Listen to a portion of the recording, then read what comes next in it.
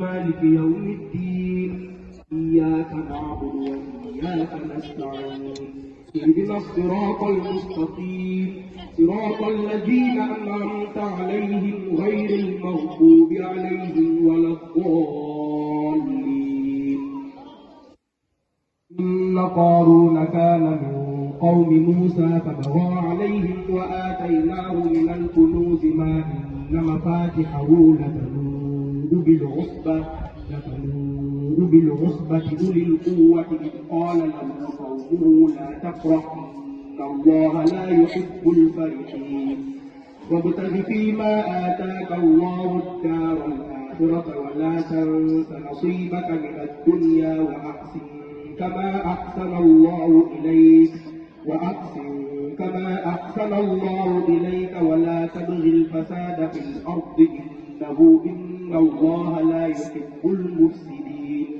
قال إنما أوتيته على علم عندي أولم يعلم أن الله قد أهلك من قبله من القرون من هو أشد منه قوة وأكثر جمعا ولا يسأل عن ذنوبهم المجرمون.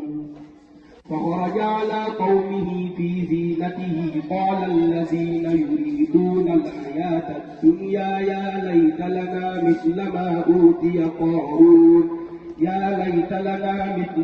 أوتي قارون إنه لذو حظ عظيم. وقال الذين أوتوا العلم ويلكم ثواب الله خير لمن آمن وعمل صالحا ولا يلقاها إلا الصابرون. فخسفنا به وبداره الأرض فما كان له من فئة ينصرونه من دون الله وما كان من المنتصرين. وأصبح الذين تمنوا مكانه بالأمس يقولون ويك أن الله يبسط الرزق لمن يشاء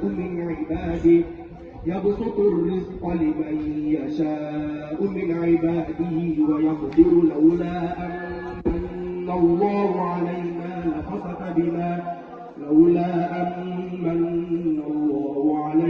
لخسف بنا وكأنه لا يفلح الكافرون.